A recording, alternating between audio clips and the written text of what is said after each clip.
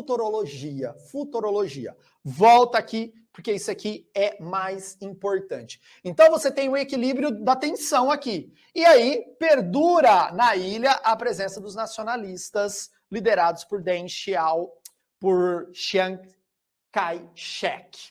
Beleza? Tá, em 1975 nós tivemos um marco importante, uma virada de chave de Taiwan, que foi a morte do Chiang Kai-shek. O seu filho sobe ao poder e ele começa a abertura política de Taiwan. Isso é importante, pessoal. Isso é importante, tá? Então, após a morte do Chiang Kai-shek, sobe o seu filho ao poder e começa a ter uma abertura política da ilha. E o primeiro ponto foi o quê? A criação de partidos. Porque presta atenção, desde a formação, né, da Constituição de Taiwan, da República da China, que era considerada por eles, né, a República verdadeira da China, essa comunista não era, tá? Mas desde a formação de Taiwan, existia apenas um partido. E isso colocava uma pulga atrás da orelha dos Estados Unidos, porque os Estados Unidos são os defensores da democracia, né, a liberdade, e aí Taiwan se viu obrigado a fazer isso. Então começa a criar partidos, a ter eleições, né, diferente da China comunista, diferente. Tá, teve um momento importante, que a China começou a se aproximar de Taiwan. Falou, olha, vamos negociar uma unificação. Então a China, né, dá uma impressão que ela é totalmente... Não, é do meu jeito, pronto, acabou. Em determinado momento foi diferente. Ela quis o quê? Uma unificação entre os países. Mas, porém, entretanto, Taiwan negou. A China propôs o quê? Um país, dois sistemas. Olha isso, um país, dois sistemas. Então, que a China continuasse nesses moldes comunistas, socialistas de mercado, e Taiwan pertencia à China sobre o olhar político, mas, porém, entretanto, continuaria com a ótica capitalista.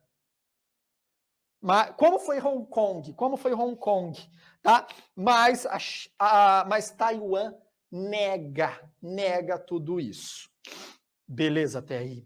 Tranquilo. Tá começando a pegar os principais pontos. Estou trazendo para vocês os principais pontos, aquilo que interessa lá na hora da prova. Volta aqui, que eu esqueci de falar isso aqui, tá? Só para a gente pontuar de forma rápida, direta e objetiva, sem pirar o cabeção, a questão climática, tá? A ilha, ela tem o clima tropical e subtropical, tropical mais ao sul, subtropical mais ao norte, mas o clima que vai predominar, ou melhor, o que vai regular a dinâmica climática de Taiwan são as monções. As monções, 6 meses de chuva, 6 meses de seca. E, só para você ter uma ideia, Taiwan, cara, todo ano praticamente 4 tufões atingem a ilha. Né? Então, é uma ilha assim, muito castigada pelas questões climáticas, tá? Só um parênteses aí importante. Tá, Jean, então eu já entendi aí. Entendi. Taiwan, ele se abre para se aproximar mais dos Estados Unidos, a China propõe algo, Taiwan fala não. A China, a partir daí, fala, ó, já que você não acatou aquilo que eu queria, eu vejo você como uma província rebelde. Então a fala dos chineses é sempre essa.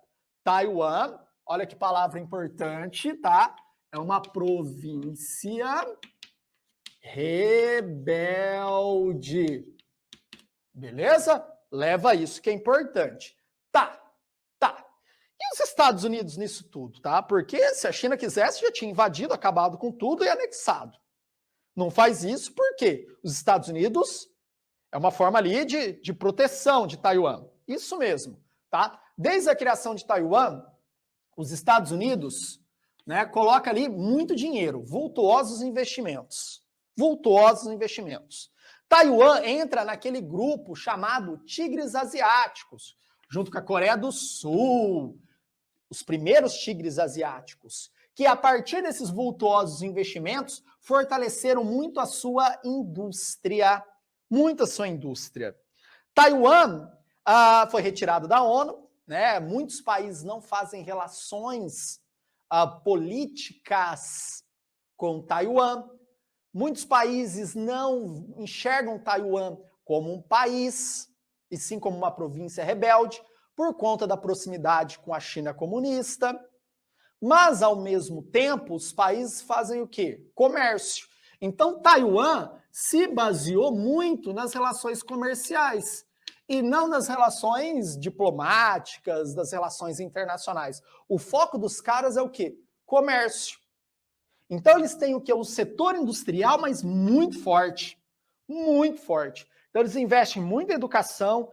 Educação gera pesquisa, gera desenvolvimento científico, gera patente, gera inovação. Então, o setor industrial de Taiwan é muito forte. Então, o país arrecada muito e aí investe nas questões sociais. Então, se você coloca ali um comparativo, né, de educação, saúde entre a Taiwan e a China, cara, totalmente diferente. Totalmente diferente. Você tem dois mundos opostos aí. Beleza? Tranquilo? Tá. E sobre a ótica geopolítica, né? Um olhar mais amplo e mais atual.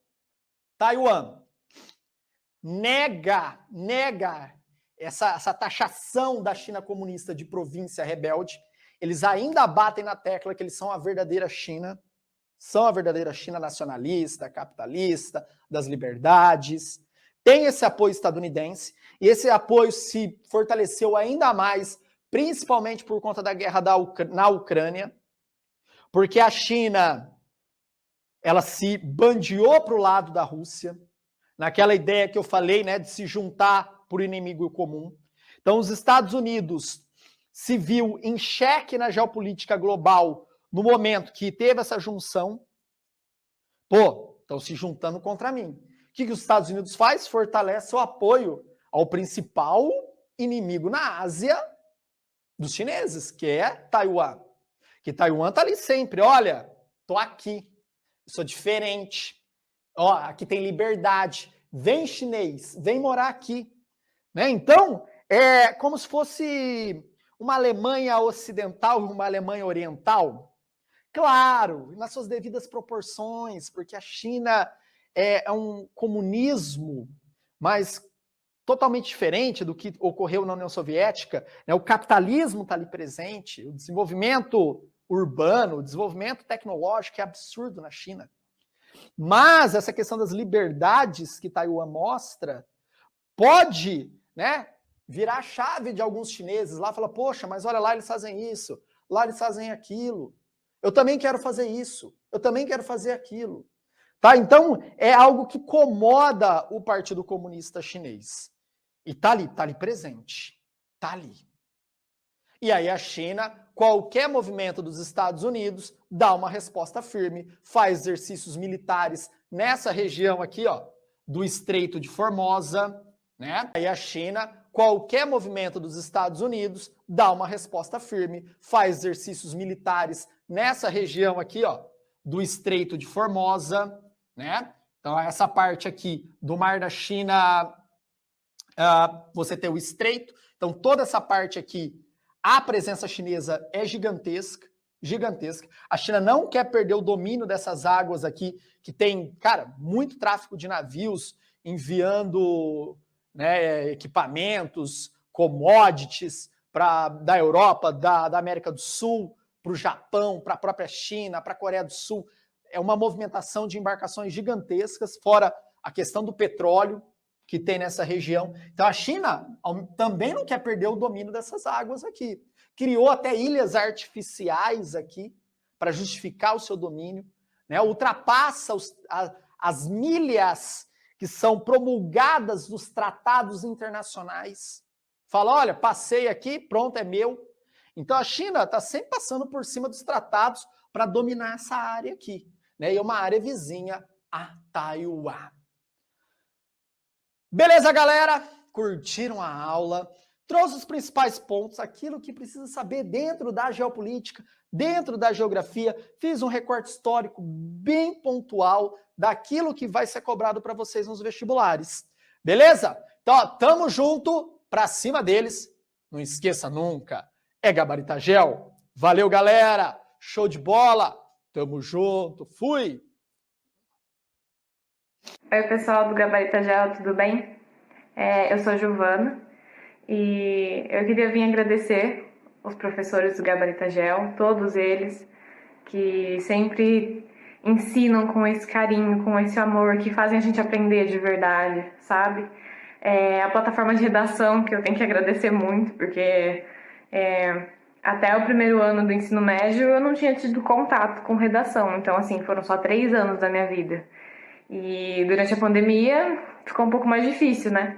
E com a plataforma eu tive muita facilidade de desenvolver redação, porque sempre vem tudo explicadinho. Uma das coisas que eu mais gostava. As aulas dos professores super completas, não falta informação. Eu que sempre estudei em escola pública e tinha muita dificuldade em vários conteúdos, eu consegui aprender. E também um recado para você que está ouvindo e vai prestar vestibular, sabe? Tenha esperança, tenha perseverança, porque vai chegar a sua vez, sabe? Se esforça e é isso aí.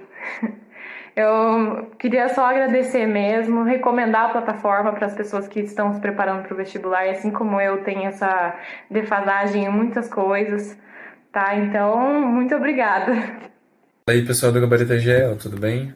Meu nome é Rodrigo, fui um dos assinantes aí da plataforma, né? Assinei a plataforma ali mais ou menos em meados de agosto, por aí mais ou menos. Mas eu já tinha muito conhecimento das aulas do Jean, desde o ano passado, né? No caso, o ano retrasado, com as aulas que ele já tinha de forma gratuita ali no YouTube, do professor Baglini também. E, só tenho a agradecer por toda a disposição que eles deram, o suporte em questão das aulas. Foram aulas ali realmente fundamentais para muitas questões, tanto na primeira fase quanto na segunda. Só tenho a agradecer, principalmente porque a parte de humanas também foi uma coisa assim muito fundamental, né, na minha segunda fase, porque eram praticamente as matérias que tinham maior peso nas minhas provas. Então, só tenho a agradecer por todo esse apoio, pela plataforma de redação também, por todos os professores, professores de literatura, os professores de história, professor Baglini, professor Jean, todos mesmo que fazem acontecer o Gabarita Gel. E é isso, o resultado é esse. Fiquei em terceiro lugar em matemática na Unesp, em Guaratinguetá, cidade próxima aqui onde eu moro. E bola pra frente agora, né? Vamos aguardar os próximos resultados e, se Deus quiser, as coisas vão se encaminhar. Um abraço a todos, valeu!